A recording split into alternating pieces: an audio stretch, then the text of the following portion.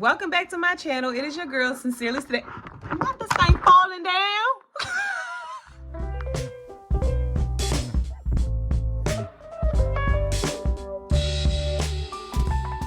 Hey y'all, it's your girl Sincerely Today, and I am back with another video. If you haven't already, go ahead and hit that subscribe button and the notification bell so you never miss another one of my videos again, okay? So let's get into it. By the title of this video, I am going to be talking to y'all about my pregnancy stories. The girl is pregnant, y'all. I don't know you've been living under a rock, but if you look to your left and you look to your right, she pregnant. Why is all y'all pregnant? What have you been doing? I mean, clearly we know what you've been doing, but why are y'all pregnant at the same time? So yeah, I wanted to talk to y'all about my pregnancy stories and experiences, tell you a little bit about how I feel about them, give you some different tips, hopefully help some people out that could be first-time parents, or even if you're a second or third-time parent. I know there's a lot of information out there that I didn't know until a couple of weeks ago about pregnancy and labor and delivery. So I'm going to give you my experiences, my stories, give you some tips, and then hopefully give you some advice so that you can have the best possible pregnancy, labor, and delivery that you can have. So all three of my pregnancies were very different, okay? With David, I was very young. My body, me personally, I don't feel like my body was ready. Yes, I know. Way back in the whoop-de-woo days, like, girls was giving birth at like 13. Good for them. Not me. My body wasn't ready, okay? I also was not like married. Like, I didn't live with my child's father. So I lived at home with my parents, but my parents was working. My sister was like 12. So like, it was just me out here in these streets, okay? Majority of the time. Like, yeah, no. My body wasn't ready. And because my body was not ready, I went through a lot. I was on the verge of having preeclampsia. Basically, I almost went blind. I had gestational diabetes. I was hypertensive, so I always had blood pressure issues. My blood pressure was always high. I had blood clots in my legs. I gained 100 pounds. I couldn't stand longer than like 10 minutes for like the last like few months of my pregnancy. And because of this, they put me on bed rest. Now, like I said, I was 18 when I had him. I was 17 when I found out. I was still technically in high school. I did finish all of my high school classes by December that year, or December of the year that I found out. So December 2011, I found out that I was basically done with all of my high school classes. And then May 2012 is when I graduated. May 22nd is the day that I graduated. I waddled across the stage. I was 2 centimeters dilated. And literally that same day, I went into the hospital because I had a scheduled induction so that they can do my induction or start the process. And so I gave birth to my son the day after I graduated high school. Now, I do remember when they first told me that I would need to be induced. I didn't necessarily understand what that meant. I just know that they were basically saying they were going to force the labor to happen. And for those that don't know, induced labor is probably the most painful thing any person could ever experience. That's just, I mean, I've experienced some crazy stuff, but in induced labor, and I'm not talking about, okay, yes, you're giving birth naturally. Yes, child labor does hurt. It hurts. Okay, it usually hurts, or you feel some type of pressure, or you feel some type of pain. It was horrible, absolutely horrible for me. Okay, I did end up asking for an epidural, and they gave it to me. And while the epidural took away the pain, it did not take away the pressure, so I still felt everything. And I got to a place, I would say around 5 o'clock, I felt like I had to poop. And I told the nurse, the doctor was actually in the next room delivering another baby. So the nurse looked at me and said, "Oh, no, you don't." And I said, "Yeah, I do have to poop. Like, who are you to tell me?" And I started pushing without their permission. And honestly, y'all, how you just gonna stop yourself? If you gotta go, you gotta go. You know, like, how you just gonna stop? I started pushing, and little did I know that was gonna mess me up for the rest of my life. But I pushed. And I pushed, and eventually the doctor came in, towards the tail end of me pushing, and I had David. He came out with a little cone head. He was very bluish, purplish, blurple. He was that color. And it was just so much going on in that hospital. It was just so much going on. There was too many people in there. Way too many people in there. There was doctors and nurses and family and everything. And I did not really have a good moment to just like bond with my son. And then they switched my room. Like, it was just so many things going on. So many things going on. I didn't have anybody advocating for me. Like, I didn't have a doula. I didn't have any of those things. Okay? Like I said, I was young. I was dumb. Okay? I didn't know. I won't say I was dumb. I was ignorant. I didn't know. I just didn't know. Okay, so that was with David. Did I say everything that happened in the pregnancy? I told you I was on bed rest. I told you I gained 100 pounds. I had crazy stretch marks and whatever. Okay, so fast forward, I meet my husband, right? I found out I was pregnant with Munchie. I went into the doctor, and the doctor started doing some type of examination on me. And he basically was like, you know, you have like a hernia, an umbilical hernia? And I was like, what? And then he said, and you also have, now I'm going to butcher this. I'm going to put the word up on the screen. Diastasis recti. It's basically the separation of like your diaphragm muscles.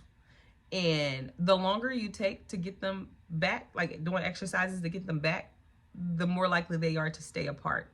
So I had, over the course of the last 5 years, this insecurity about my stomach area, where my stomach always protruded outward because I thought I was just fat. And I thought that I just had like, you know, a lot of fat in my stomach area, and I just thought I couldn't get rid of it. But come to find out, when I prematurely pushed, when I was pregnant with David, I gave myself the umbilical hernia, and my muscles separated all around the same time, and they never went back. Now, I told you this is 5 years later.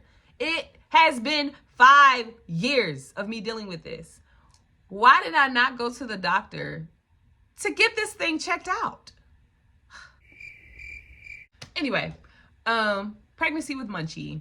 Now I was in a much better place mentally. I was with my husband, and even though we were going through like some stressful things as far as like moving from one house to another house, that's a whole nother YouTube video, honestly. But yeah, we had to move. We had like 30 days to move because the people that owned the house that we were living in decided that they wanted to sell it, and we were renting. So, I mean, hey, we had 30 days to move, and this all happened around like the beginning of my pregnancy.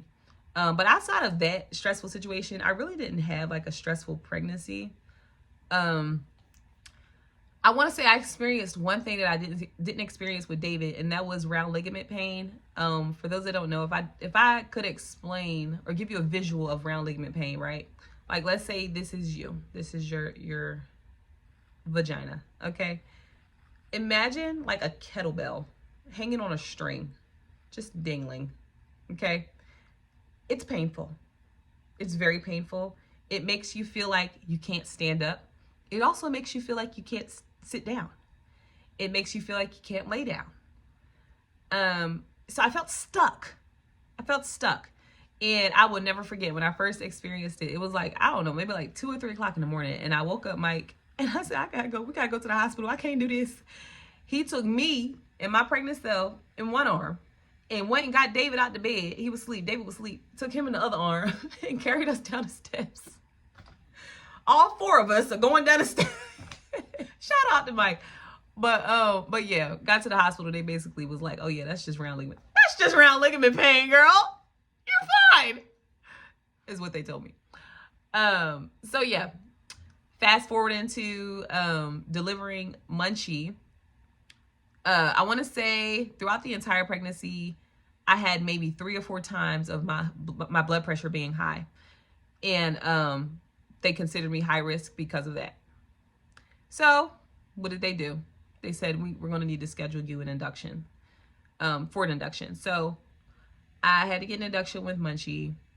I went in the night before, had him the next day around 12. But before I had him, I want to say like a half an hour before I had him, I asked for an epidural. And like I said, induced labor is like that of nothing else I can compare it to. Like it hurts. It hurts really bad. I asked for the epidural around 11:50 that morning. They kicked everybody out. All our family was in the room. They kicked all of them out. I guess they can't be in the room while I get the epidural. They gave me a pillow. I sat up. I put my arms around the pillow. I guess that helps with the pain or whatever.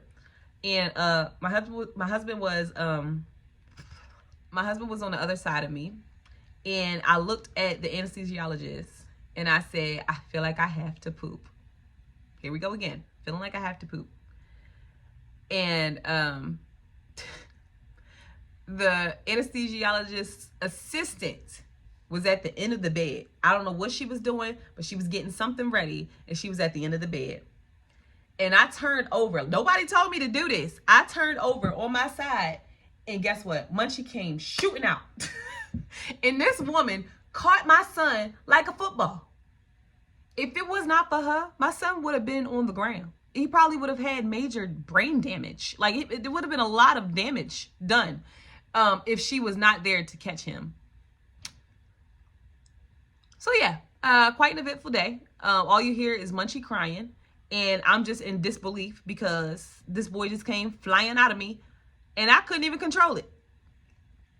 And then on the outside, you hear our family like, I know that is not the baby crying. She done had the baby. We didn't even get a chance to know. Like they was going off, but it was hilarious. Munchie came flying out, got caught like a football. And maybe that's why Munchie is, has the personality that he is today, that he has today. He just be on the go. He just be flying. He just do whatever the heck he want to do, okay? Okay, so that was with Munch. And then with Serenity, Serenity's pregnancy was very different because it was right at the beginning of the pandemic where I found out that I was pregnant. I found out I was pregnant with her in May of 2020. And I had her in February 2021. So right there in the thick of it, okay? Very different. I was very much a loner because I couldn't be around a lot of people. I don't know if y'all remember. I know the beginning of COVID was about 3 years ago at this point, but it was scary because you didn't know if you wanted to trust your family in your house. They were saying pregnant people that had like other health issues, like I had asthma. If you had anything else going on and you were pregnant, like you were more like it was just so much. It was just so much, and like I just was like I'm gonna just stay home. So yeah, the entire pregnancy with her, while it was technically more peaceful in a sense because of my state of mind, it was pretty taxing on my body because this was probably the heaviest that I had been in my life. And I also developed something called HP, hypermesis something. I forgot what the actual word was, but basically I couldn't keep any food down. To the point where they were about to give me like a tube to like feed me. It was a lot. It was really bad. And it was to a point where I didn't want to eat food because I knew that I was possibly going to throw it up. There were a couple of things, literally like 2 things that I could keep down, and I knew for a fact that I could keep it down, and that was fruit and salad, which was a great thing because that's what we should be eating anyway, right? But yeah, that's all I could eat was fruit and salad. And even with that, it wasn't a lot. I couldn't even keep my prenatal vitamins down, y'all. Like it was just really bad. So fast forwarding to labor and delivery with her, that entire pregnancy, I did not have high blood pressure until my 38-week checkup. So what do they say? We're going to have to induce you. So there I was the night before packing up my bag to go to the hospital to my scheduled induction. And now this time I was a lot more alert. I was a lot more clear-headed. I was texting my friends and family like, hey girl, yeah. Oh, nothing. Just sitting here finishing up my chicken Alfredo. Can't eat after 8 p.m. I know the routine at this point, right? So like I said, yeah, went in at around like 5 something. and I had Serenity like 9 something the next day. And with Serenity, I also asked for an epidural because, you know, pain. But my husband was my advocate in that moment, and he looked at the nurse and said, "Do not give her an epidural." Like, he mouthed it to her, "Don't do it." And the nurse looked at him, and she looked at me, and she looked at him, and she looked at me, and she didn't know who she wanted to be more scared of. So I think she panicked in the moment, and she was kind of just like walking in circles for a little bit. But it all ended up working out because within like 3 pushes, Serenity was here. My labor and delivery with Serenity was like, it was pretty much the most simplest way it could have gone. It went. I didn't necessarily ask questions about the induction process and why they felt like I needed to be induced, even though pretty much my entire pregnancy was pretty much good. Like, you know, even though I was throwing up, I was still gaining weight. I think with Serenity's pregnancy, I gained like 16 pounds, which isn't a lot, but it's still enough, you know? So yeah, and I was already big. I wasn't missing no meals beforehand. So we should be good to go. Right? A piece of advice or a tip I would give you is to make sure you're advocating for yourself. If something does not seem right, it probably isn't. Ask questions, because I spoke to another doctor. I actually ended up switching facilities. All of my kids were born at the same hospital. I went from that facility and switched our whole families, PCPs, dentists, everybody, to another facility like 2 years ago. And I asked questions to a doctor that looks more like me. And she basically told me I did not need to be induced.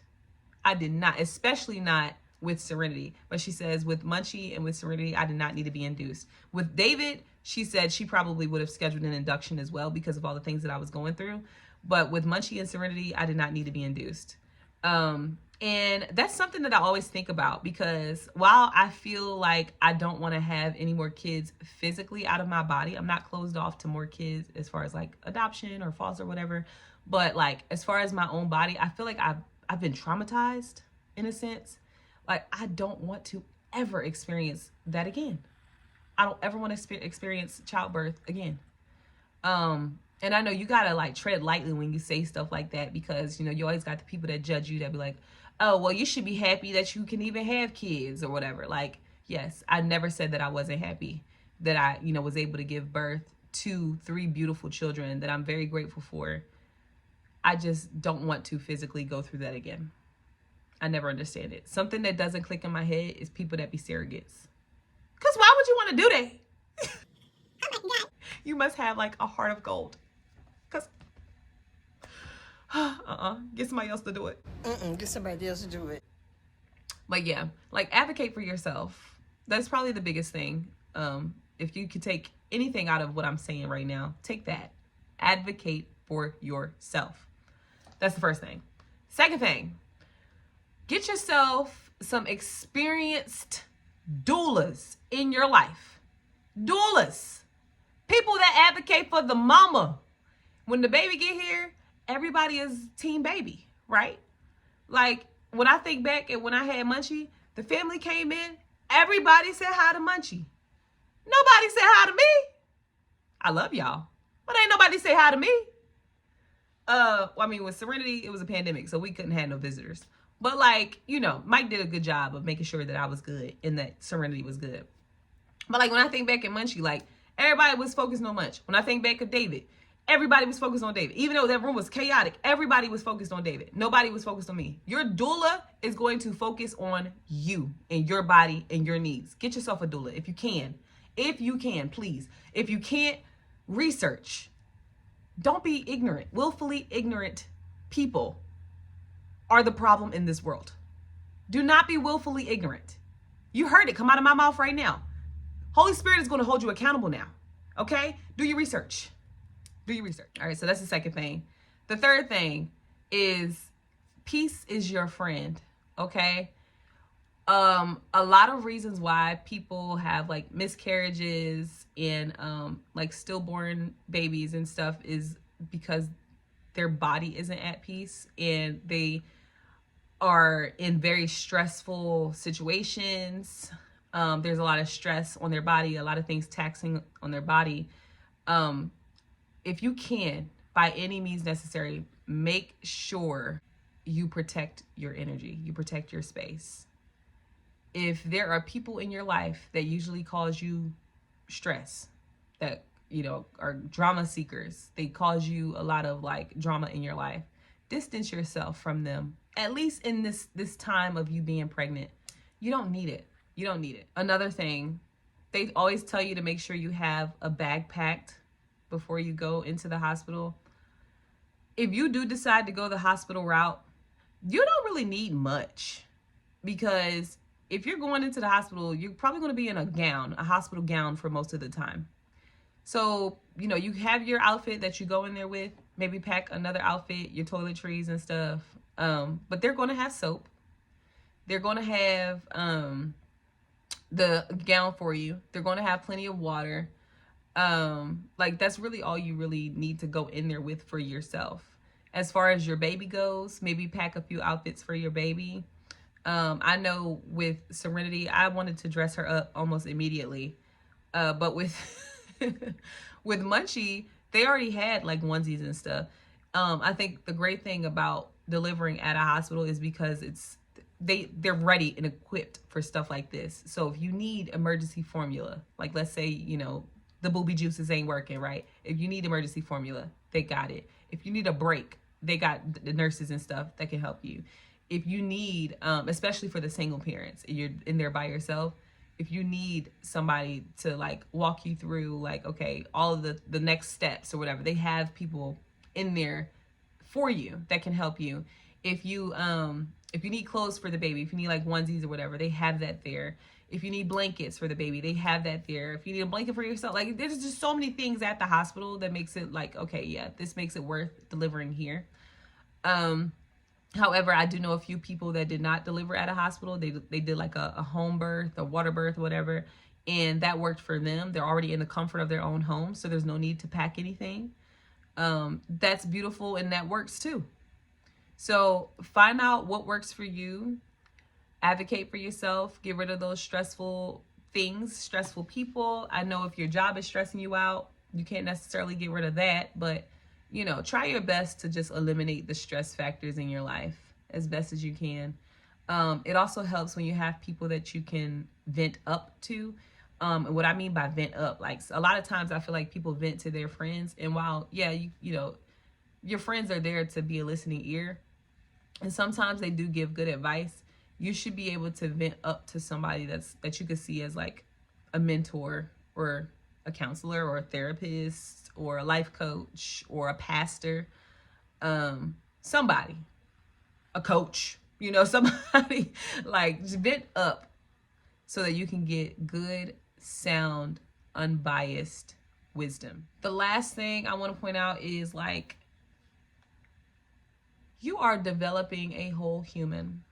I think I may have said this already, but like, do you realize the responsibility that you have? You are developing the organs of a whole human being, and you're going to bring them in this world. And if circumstances allow, you're going to raise this human. This is not anything small. This is not something to make mistakes on.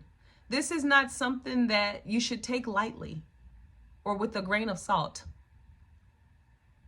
This is going to be a human that is going to live in this world amongst other humans.